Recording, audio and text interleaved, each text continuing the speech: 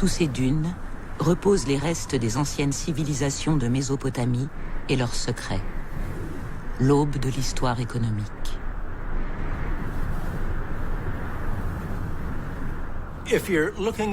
En regardant les origines du commerce, avec les premiers taux d'intérêt, les premiers contrats commerciaux, la première monnaie, les premiers bilans comptables, on voit que toutes ces premières sont attestées dans une région particulière du globe, en Mésopotamie, au sud de l'Irak actuel, au sein des temples et des palais de Sumer et Babylone.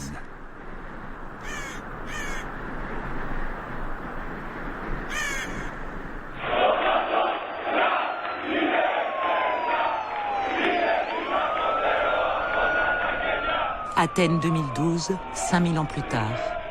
Le symbole le plus fort de notre crise économique actuelle. Une ville et un pays en état de choc, contraints à un régime d'austérité pour obtenir des prêts.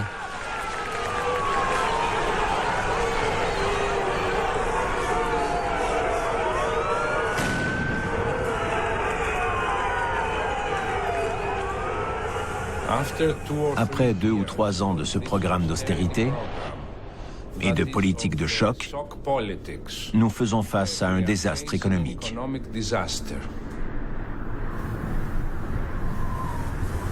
Comment expliquer la disparition d'une civilisation et l'effondrement de son économie? Quel est le rapport entre la Grèce moderne et l'antique Sumer? Un historien de l'économie a avancé que certaines réponses à ces questions pourraient être enterrées sous les ruines de civilisations antiques.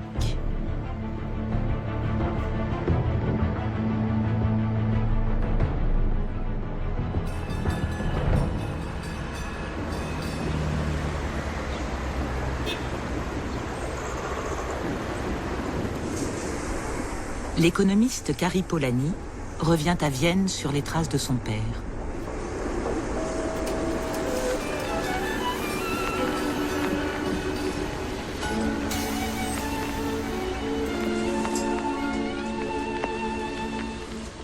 Karl Polanyi est né à Vienne en 1886 et a grandi à Budapest. Il tombe malade au cours de la Première Guerre mondiale et doit fuir la Hongrie pour se réfugier à Vienne en 1919, après que la jeune république qu'il avait soutenue s'est effondrée.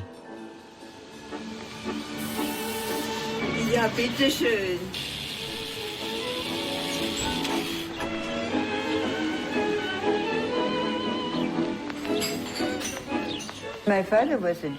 Mon père était journaliste pour un hebdomadaire appelé Der Österreichische Volkswirt. Évidemment, il avait des délais à respecter. Il devait rendre ses articles le jeudi soir. Il fumait et cette pièce était remplie de fumée. On n'y voyait rien tant elle était enfumée.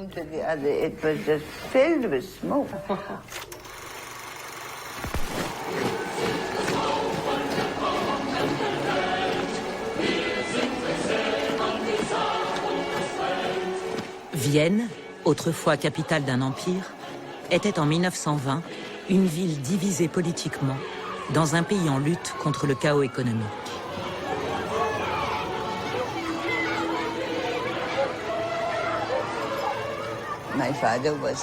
Mon père vivait dans cette ville où le chômage était très élevé et où le Parti socialiste était très puissant.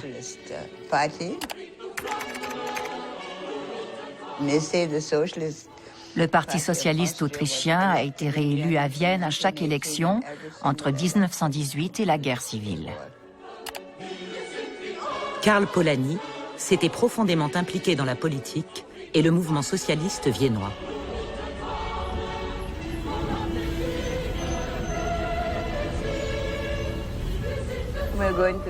Nous allons au Karl-Marx-Hof. C'était le logement social le plus avant-gardiste de toute l'Europe.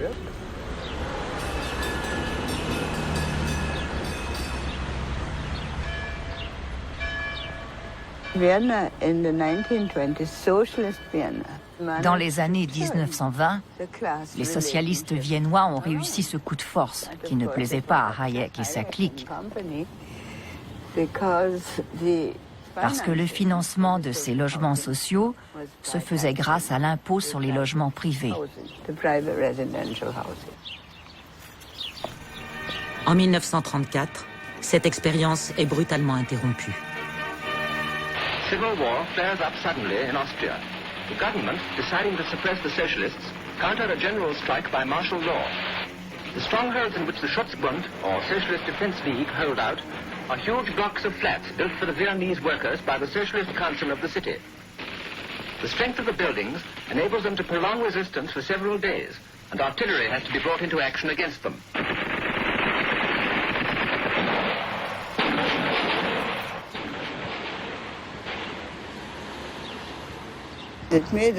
Cela m'impressionna beaucoup. Je dirais que c'est l'événement fondateur de ma vie. Parce que depuis, je sais toujours de quel côté je suis.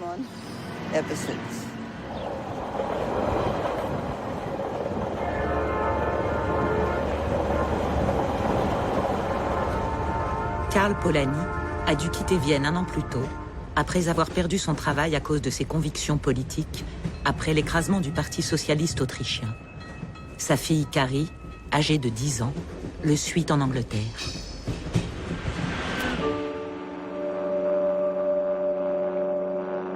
« 1944. L'Allemagne et la plupart des pays européens sont en ruine. Des intellectuels comme Karl Polanyi reviennent sur l'effondrement de la civilisation européenne et tracent des pistes pour comprendre et sortir des décombres. Pour Karl Polanyi, c'est une réaction en chaîne qui a commencé au XIXe siècle avec une authentique foi dans le libre-échange autorégulé.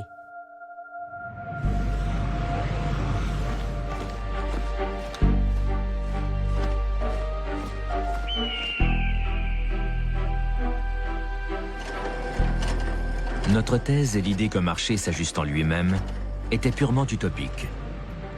Une telle institution ne pouvait exister de façon suivie sans anéantir la substance humaine et naturelle de la société, sans détruire l'homme et sans transformer son milieu en désert. Karl Polanyi.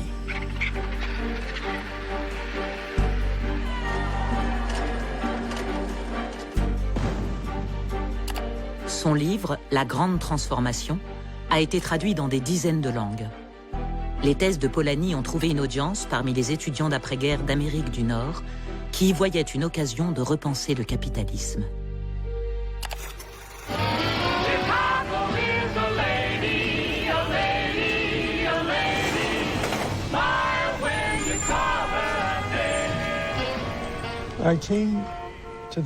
Je suis entré à l'université de Chicago en 1950. Ma génération avait les objectifs et les préoccupations de son temps. En premier lieu, nous nous demandions si nous pourrions être amenés à revivre la dépression majeure que nous avions connue en 1930. Beyond the facade of the skyline swept under the city's rug, teeming millions, never more than a copper coin from starvation. Ensuite, un nouveau monde s'ouvrait à nous. Qu'en était-il des pays du tiers-monde? Que pouvions-nous faire pour eux?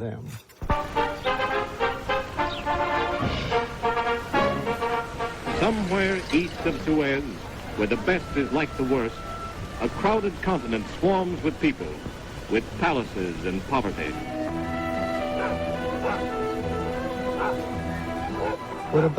Qu'en était-il des inégalités? Des inégalités entre les pays, des inégalités au sein des pays. Voilà les questions cruciales que nous nous posions à l'époque. L'économie semblait être le bon point d'entrée pour répondre à ces questions. Mais une fois sur le terrain économique, vous vous retrouviez dans un labyrinthe sans issue.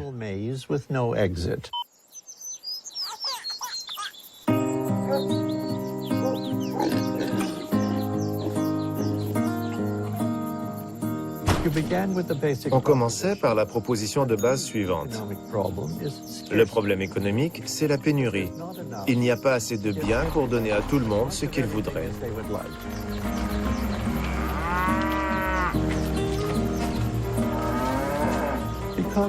Comme les richesses mondiales sont limitées, il faut les répartir. Et on nous disait que la meilleure façon de les répartir, c'était l'économie de marché.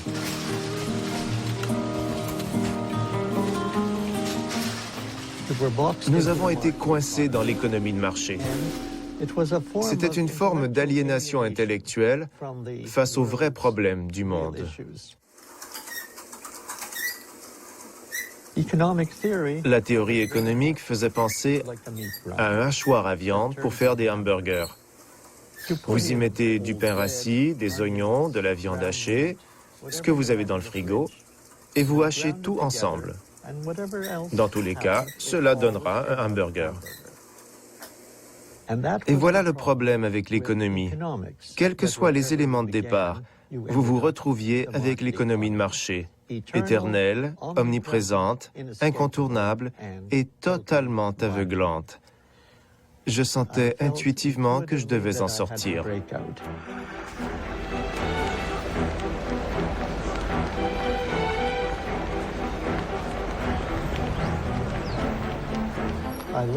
Je suis parti de Chicago, déçu et désespéré, pour entrer à l'université de Columbia.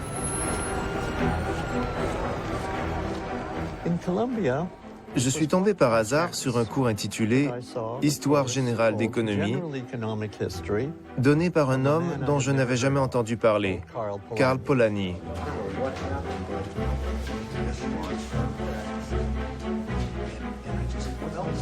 Le cours de Karl Polanyi à Columbia étudiait l'économie de marché comme un système idéologique récent qui avait réorganisé non seulement l'activité économique, mais aussi la société tout entière.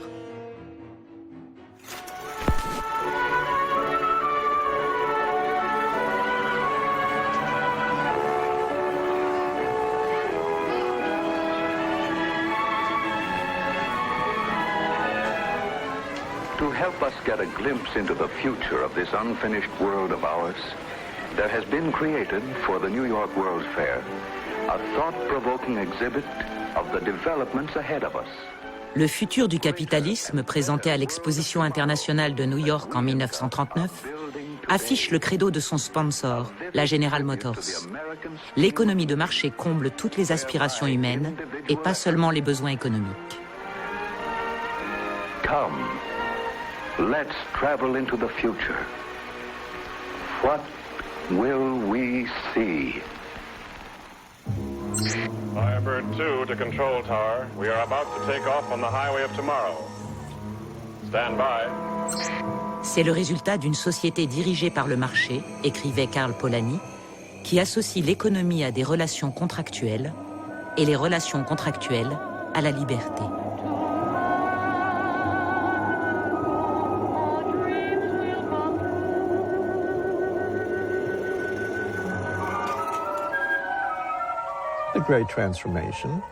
Pour moi, la grande transformation fut un tremblement de terre intellectuel. La terre s'est ouverte sous mes pieds. C'était un aperçu étonnant de l'avènement de l'économie de marché, étroitement liée à la révolution industrielle, et qui faisait intervenir un protagoniste jamais évoqué avant.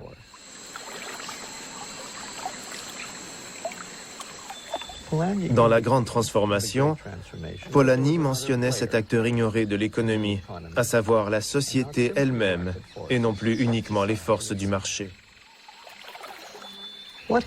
Ce qu'il voulait dire, c'est qu'avant les temps modernes et l'arrivée de l'économie de marché, la plupart des transactions économiques étaient régies par les règles d'une structure sociale, que ce soit l'Église ou le conseil municipal, ou dans les sociétés tribales, les normes élaborées par les liens de parenté et la coutume. Il voulait dire que dans l'histoire, l'économie était intégrée à la vie sociale. Les normes sociales prévalaient sur l'activité économique.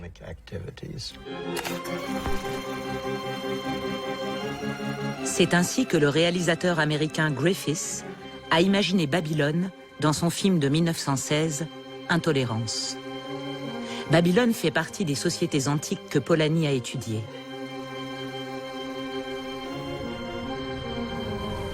Dans le désert, il pensait qu'il trouverait dans les traces de ces civilisations anciennes leur vision de l'économie.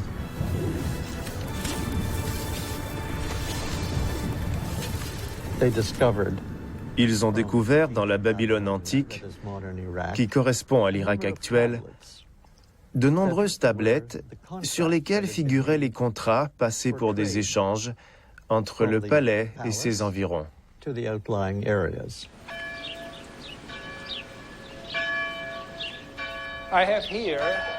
J'ai ici 5 tablettes qui remontent à l'économie antique et à son modèle économique. Cette grande tablette est un livre de compte du bétail disponible à des fins agricoles.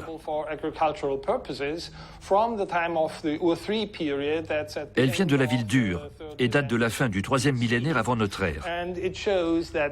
Elle montre que l'administration de l'époque utilisait des tablettes comme celle-ci pour consigner toutes leurs activités économiques. À partir de ces tablettes d'argile découvertes en Irak, les gens ont conclu que le négoce était aussi vieux que l'humanité. On entendait par là le négoce que nous connaissons: acheter, vendre, faire des profits, etc.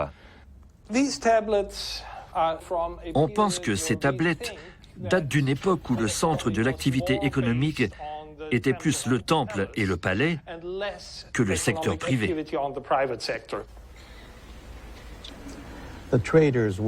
Les courtiers étaient ce qu'on appellerait aujourd'hui des fonctionnaires.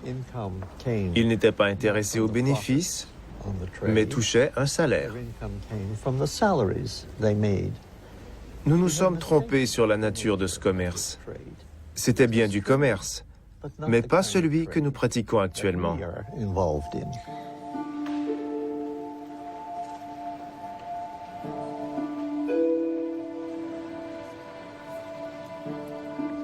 C'était le signe que nous avions suivi la mauvaise piste historique. Parce qu'à chaque fois que nous avions une preuve de commerce, et le commerce est aussi vieux que l'humanité, nous pensions profit.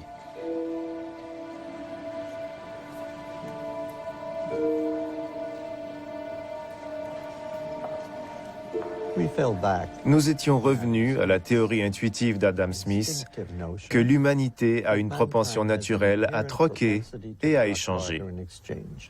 En d'autres termes, que l'économie de marché serait enracinée dans l'instinct humain.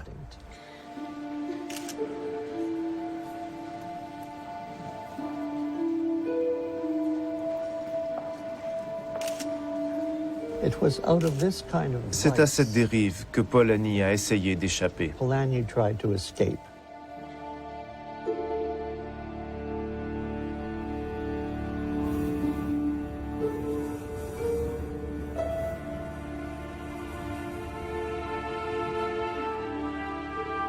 Il a vu une solution à cette erreur dans l'étude de ces sociétés antiques où les économies étaient sous le contrôle de normes sociales et de règlements et où l'argent et la dette étaient traités différemment d'aujourd'hui.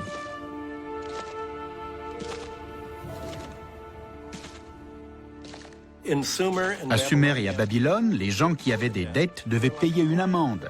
Cela pouvait aller jusqu'à l'obligation de servitude envers le créancier et, à terme, à la perte de leurs terres et de tous leurs droits.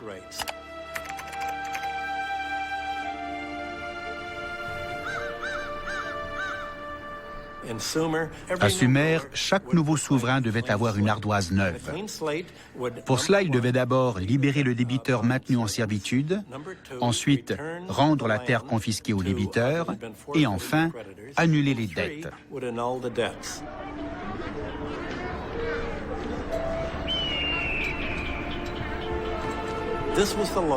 C'est la loi que les Juifs en captivité ont apportée de Babylone. Et la coutume hébraïque de la remise de la dette comportait exactement les trois mêmes éléments.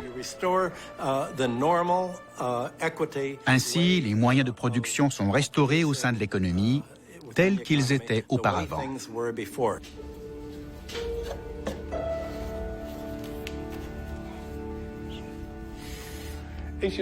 Si ça ne vous ennuie pas, je vais essayer de vous lire une partie du texte. Il est dit, concernant la femme de Rabissi, un fonctionnaire, au sujet de laquelle vous m'avez écrit, sa dette de 3,5 minas d'argent a été réglée, mais elle refuse de prendre l'argent.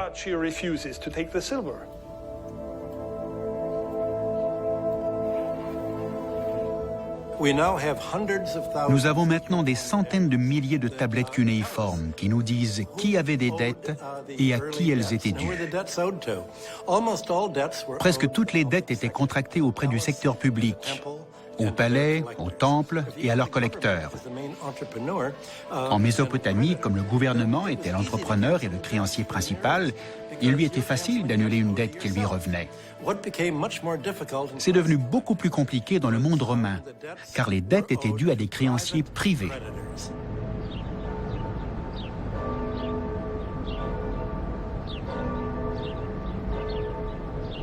Rome a été la première économie antique à ne pas annuler les dettes. Par conséquent, au cours du IIe siècle de notre ère, un quart de la population romaine était réduit en esclavage et en servitude.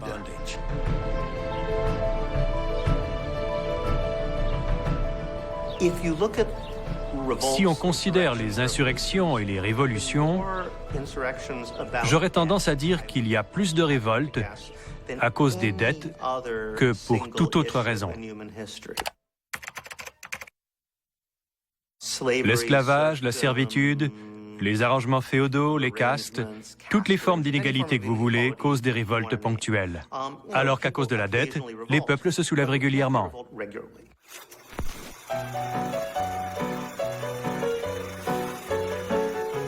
Qu'est-ce qu'une dette? C'est un contrat entre deux parties égales qui finissent par ne plus être égales tant que l'une n'a pas remboursé l'autre.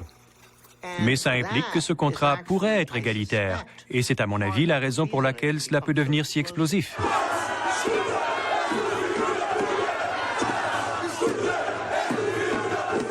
Il y a loin de la chute de l'Empire romain au monde du krach économique de 2008. Mais la question de la dette est tout aussi centrale. Et la façon dont la société la traite nous ramène à Karl Polanyi.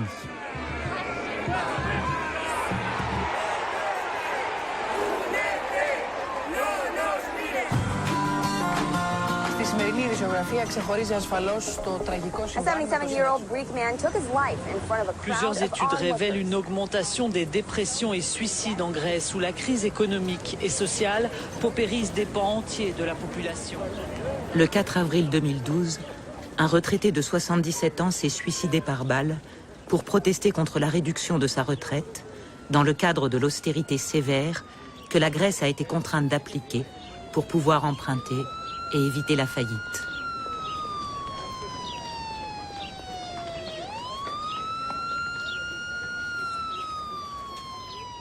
Le début commence par une fin.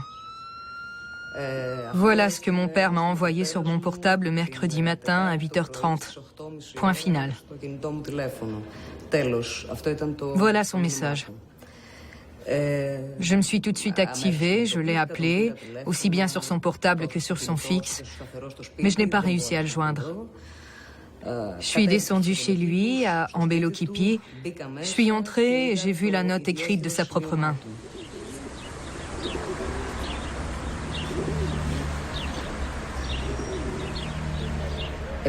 Puisque mon âge ne me donne pas la capacité de lutter activement, je ne vois pas d'autre solution que de mettre fin dignement à mes jours avant d'en être réduit à faire les poubelles pour me nourrir.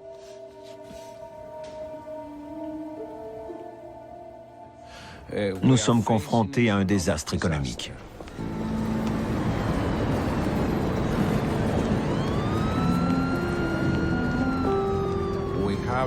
Nous avons un taux de chômage officiel de 22%,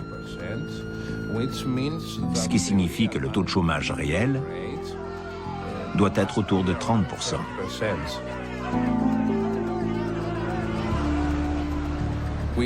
Nous sommes au bord d'une catastrophe humaine. Au moment où nous parlons, il y a au moins 20 000 personnes qui cherchent de la nourriture et d'autres objets de première nécessité dans les poubelles.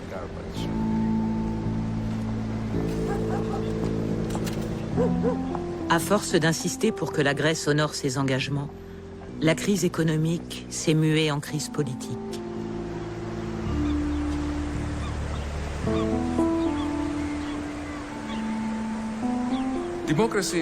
La démocratie a toujours été un système imparfait, précaire, faillible. Mais la démocratie n'a jamais été aussi menacée qu'aujourd'hui.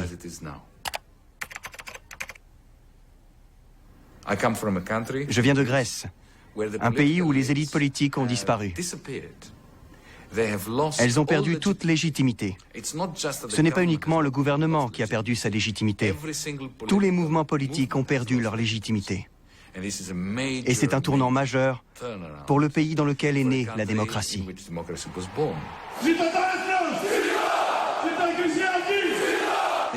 Les seuls gagnants sont les nazis. Parce que les œufs du serpent éclosent dans cet environnement de faillite et de désespoir.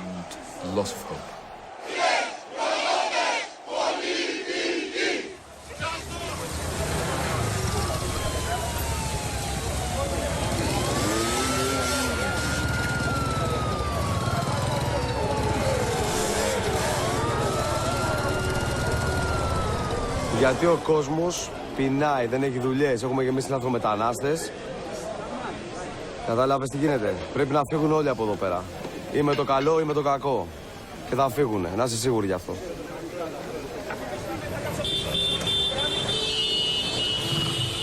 Pourquoi et à qui la Grèce en faillite doit-elle continuer à payer sa dette alors qu'elle paie déjà le prix fort socialement et économiquement?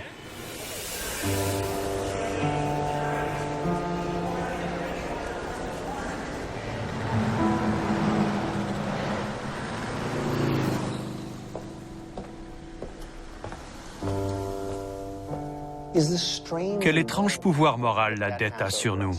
C'est comme si elle justifiait presque tout. Qu'y a-t-il dans la dette qui semble l'emporter sur toute autre morale? Au fur et à mesure de mes recherches, j'ai trouvé que cette confusion morale, ce conflit moral au sujet de la dette, remonte à des milliers d'années. Les gens avaient déjà ce genre de débat. L'explication, c'est que... Qu'est-ce qu'une dette? C'est une promesse. Mais c'est une promesse très étrange. Je dirais même que c'est une promesse perverse. C'est une promesse qui a été imprégnée par un mélange de mathématiques et de violence.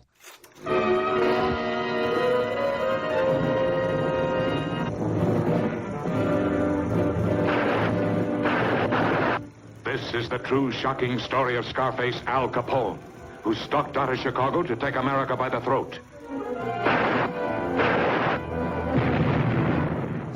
C'est ce que fait la mafia quand elle essaie de tout transformer en dette, quand elle raquette et veut se justifier. Le fait qu'il s'agisse d'une promesse semble sacré, alors qu'il s'agit, disons-le, d'extorsion. Et en fait, si vous vous penchez sur l'histoire, vous constaterez que la dette est le moyen le plus efficace jamais créé pour perpétrer de violents actes d'extorsion et pour les justifier moralement. Et en plus, elle induit que c'est la victime qui est moralement condamnable. Let's talk about a person. This person could be anyone. Let's call him Alex. Let's make things more complicated. Let's say Alex is Greek. Based on the stories you hear, Alex is also a lazy, cheating, ungrateful, helpless, corrupt, violent, rude, racist, tax-evading, troublemaking, thieving vandal that lives with his mother. Well, the stories say it. So it must be true. La dette est toujours négociable si elle est contractée entre personnes égales. Pour les gens que vous considérez égaux en statut, la dette peut évidemment être négociée.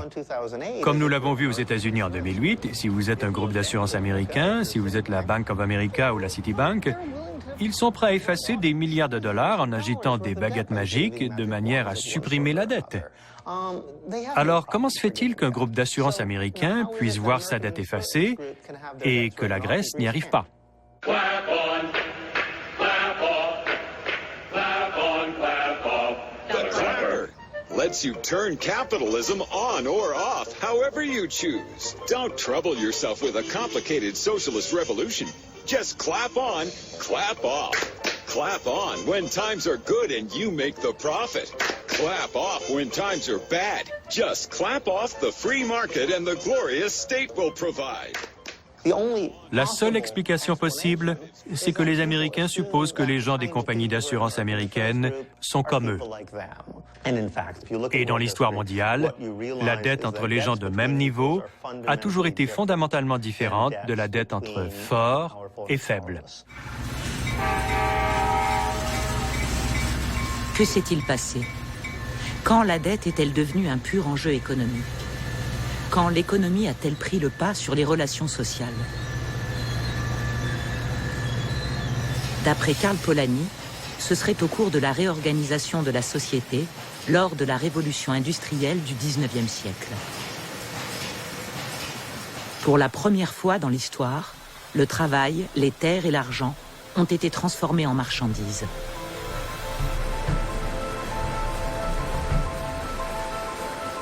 Mais le travail, écrit-il, la terre et l'argent ne sont pas des marchandises.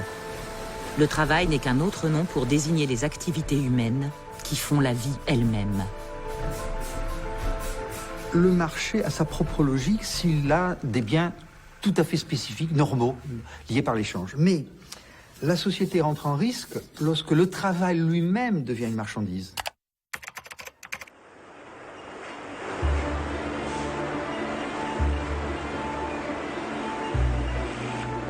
L'argument polanien, si on transforme complètement le travail en une marchandise, la société risque de s'effondrer sur elle-même. Deuxième intuition polanienne, la monnaie. La monnaie est simplement un signe de pouvoir d'achat, écrivait Karl Polanyi.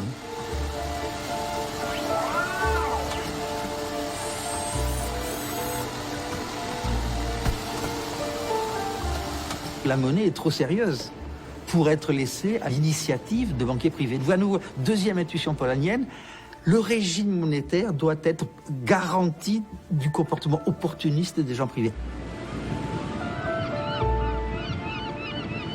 Troisième intérêt de Polanyi, la nature n'est pas un acteur comme les autres. Selon Polanyi, la Terre n'est qu'un autre nom pour la nature, qui n'est pas un produit de l'homme. Illusion, on peut gouverner la nature par un mécanisme de marché. Alors que s'il y a des processus irréversibles, très compliqués de réchauffement climatique, le système de prix sera incapable. Et à nouveau, troisième marchandise fictive de Polanyi. Et vous voyez très bien que Polanyi devrait être le personnage du siècle actuel, puisqu'il s'agit de réinsérer ces trois marchandises, le travail, la monnaie et la nature, dans une société.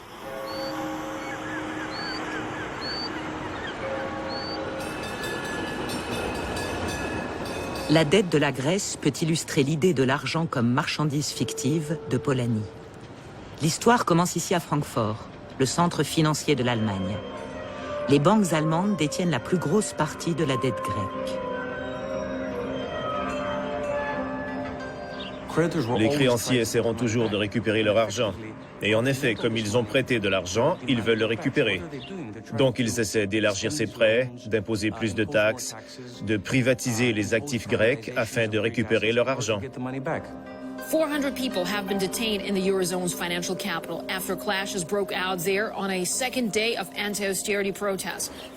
Pour permettre à la Grèce de rembourser ses créanciers, on lui a offert de se renflouer avec d'autres prêts en échange de mesures d'austérité et de privatisation de ses actifs publics. Il n'y a pas eu de sauvetage de la Grèce, ni de l'Irlande, ni du Portugal. Qu'est-ce qu'il y a eu? Une tentative cynique de transférer les pertes des banques allemandes sur les épaules des contribuables allemands. Du point de vue grec, les pays d'Europe du Nord voulaient protéger leurs banques des pertes dévastatrices qu'ils subiraient si la Grèce ne parvenait pas à payer sa dette. En mai 2012, nous avons connu un exemple remarquable de faillite à l'européenne. L'État grec a emprunté au fonds de sauvetage qui était soutenu évidemment par les contribuables allemands. Qu'est-il arrivé à cet argent? A-t-il été utilisé pour stimuler l'économie grecque ou afin de verser des prestations chômage, étant donné que le chômage est passé de 10 à 20% et aujourd'hui à 25%? Non, pas un centime n'a bénéficié à l'économie grecque sous quelque forme que ce soit. Cet argent a servi à rembourser la Banque centrale européenne pour les obligations que l'État grec avait achetées.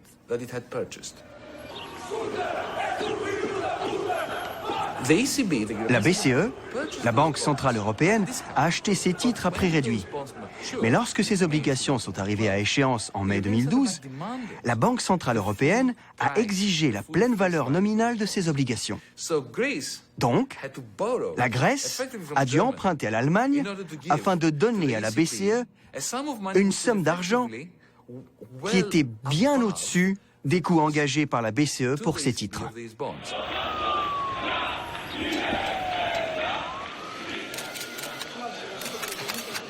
We have to compliment the government and therefore also the people of Greece in the perseverance of going through these difficult times and going through difficult measures that were inevitable to be taken. Je pense que ce sauvetage est un fantastique coup de marketing, mais certainement pas un sauvetage. Effectivement, cela permet de garder le patient en vie, que la Grèce soit solvable pour qu'elle ne soit pas en défaut de paiement et que les banques et les créanciers ne perdent pas leur argent. En organisant ce présumé sauvetage, vous pouvez prétendre que la Grèce est solvable et peut rembourser sa dette, ce qui vous permet d'acheter du temps et d'obtenir le maximum de taxes possible ou de privatiser.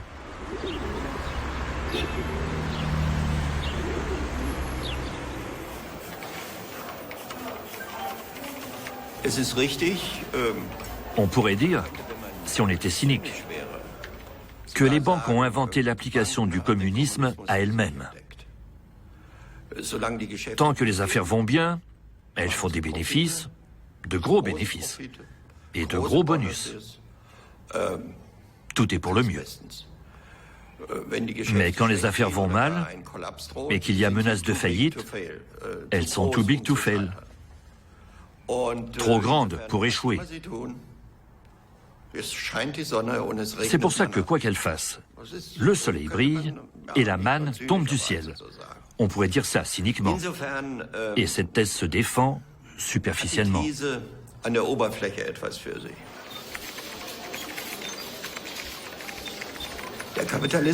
Mais le capitalisme en tant que mode de production va bien plus loin.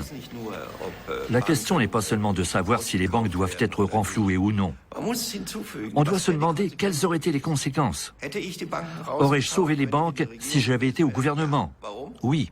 Pourquoi? Parce qu'on avait affaire à une crise qui, si on en était arrivé à un effondrement massif des banques, ce qui serait arrivé s'il n'y avait pas eu l'opération de sauvetage, c'est-à-dire s'il n'y avait pas eu l'intervention massive de l'État, avec des centaines de milliards d'euros, de dollars, de yuan, de yens, que sais-je, s'il n'y avait pas eu ça, cette crise, donc, nous aurait mené à une faillite massive des banques et de l'économie mondiale. Et ces conséquences-là, personne ne pouvait les souhaiter. J'espère qu'on en est conscient. Polanyi a anticipé le naufrage causé par ce qu'il appelait l'aspect fictif de l'argent en tant que marchandise. Il se révélerait aussi désastreux pour les entreprises que les inondations et la sécheresse dans les sociétés primitives, écrit-il. Aucune société ne peut résister à l'effet d'un système si cruel.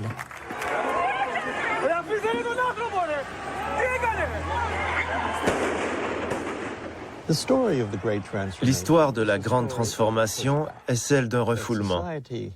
Avec Polanyi, la société était remise au centre et c'était novateur parce que jusque-là, pour les acteurs de l'économie, l'individu était la clé.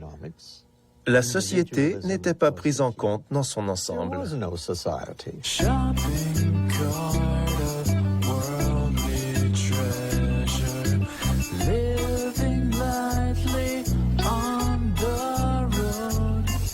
It is, on the one hand, Le concept de l'économie coupée de sa base sociale, tel que mon père l'a établi, c'est l'idée que le capitalisme a déconnecté la vie économique de la vie sociale, qu'il a transformé la société pour servir l'économie.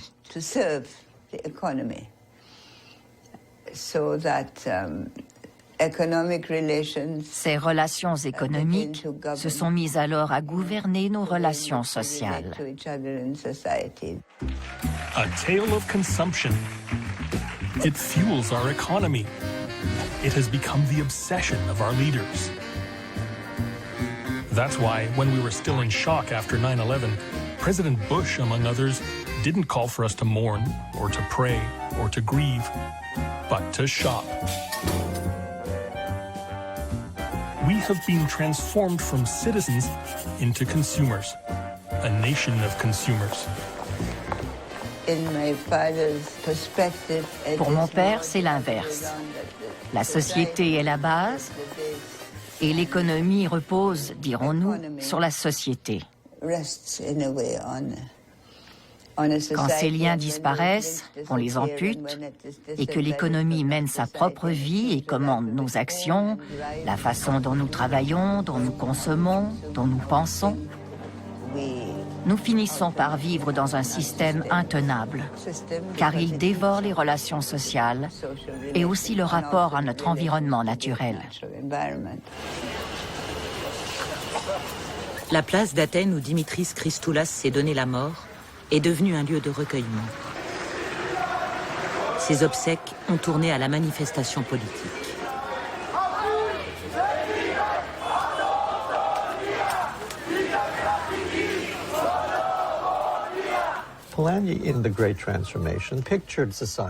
Polanyi, dans La Grande Transformation, a décrit la société comme une puissance irrésistible.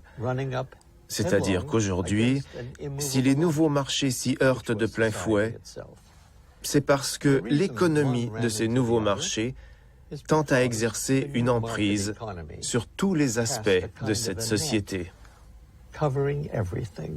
Αυτό, πατέρα, δεν το άδεξες.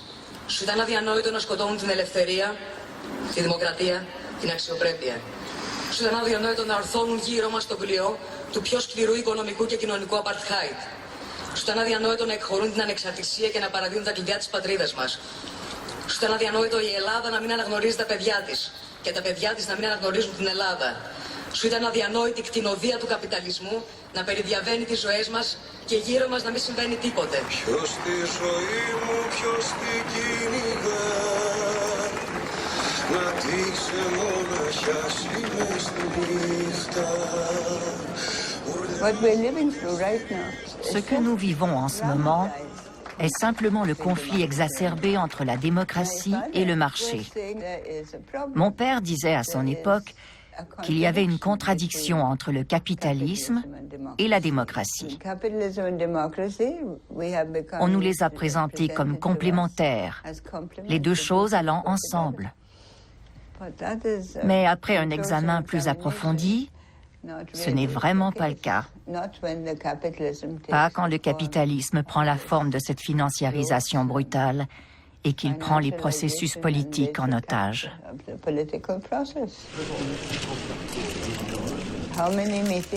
Combien de réunions y a-t-il eu avec Merkel, Sarkozy et le gouverneur de la Banque centrale européenne? Ils travaillaient toute la nuit. Ils prenaient de grandes décisions comme s'ils voulaient trouver une solution. Puis ils allaient se coucher et se réveillaient le lendemain matin pour regarder ce que le marché indiquait. Stock markets rallied this week after EU leaders reached an unexpected degree of consensus. Il y a de nombreuses sociétés avec des institutions démocratiques. Nous avons des dirigeants élus démocratiquement. Mais ils sont impuissants face aux indicateurs des marchés.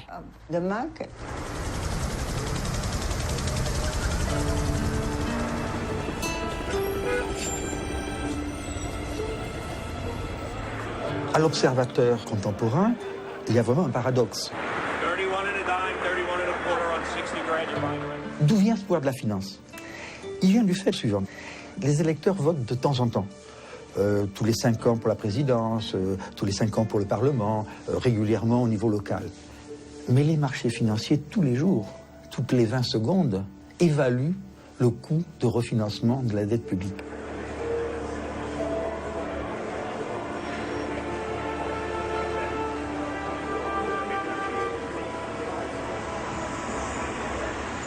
Je suis pas sûr que le capitalisme financier d'aujourd'hui soit forcément différent de ce point de vue-là que le capitalisme industriel du 19e siècle.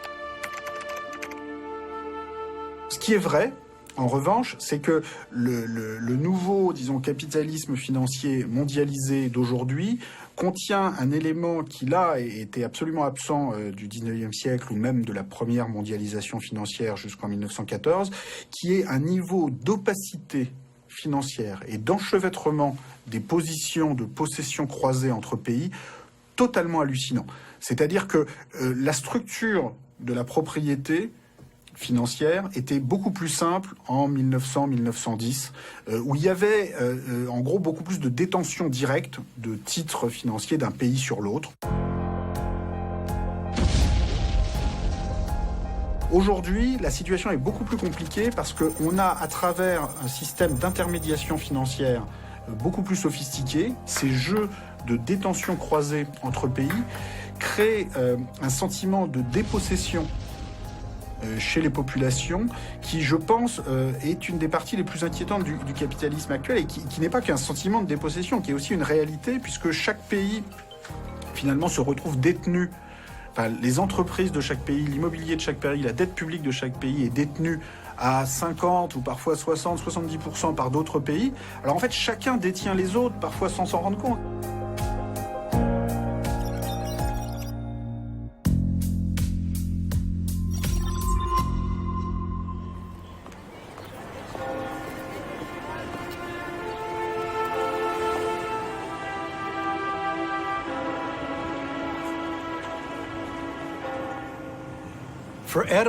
Pour Adam Smith, le marché libre était libéré des rentiers, c'est-à-dire de ceux qui perçoivent des revenus sans travailler. Aujourd'hui, le libre-échange signifie la liberté pour les rentiers, pour les propriétaires terriens, pour les banquiers et ce qu'on appelle le secteur de la finance et de l'assurance. Ce qui est exactement l'inverse de ce qu'Adam Smith et les économistes classiques suivants ont décrit.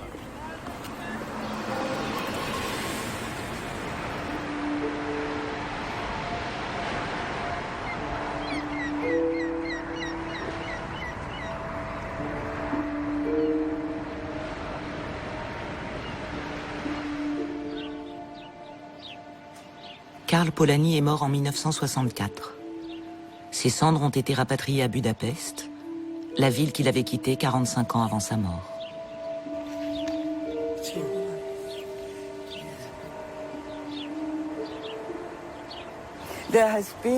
Il y a une sorte de renaissance.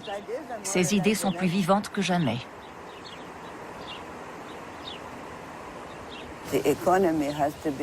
L'économie doit être contrôlée. L'économie, c'est important. Mais cela ne doit pas outrepasser et coloniser tous les autres aspects de la vie sociale.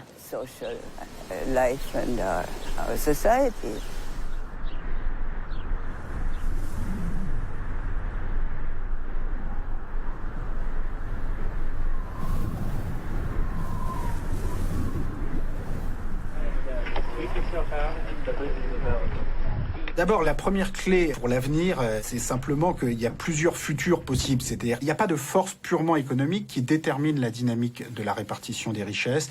Il y a une multitude d'histoires possibles dans les différents pays. Et donc l'avenir n'est pas écrit.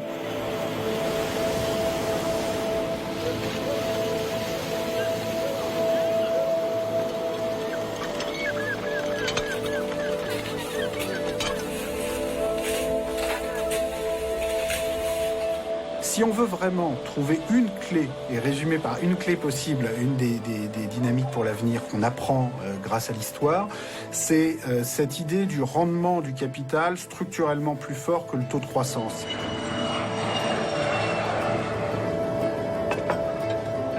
Si vous avez les plus riches milliardaires de la planète dont le patrimoine progresse 3 à 4 fois plus vite que la taille de l'économie mondiale, vous avez un problème.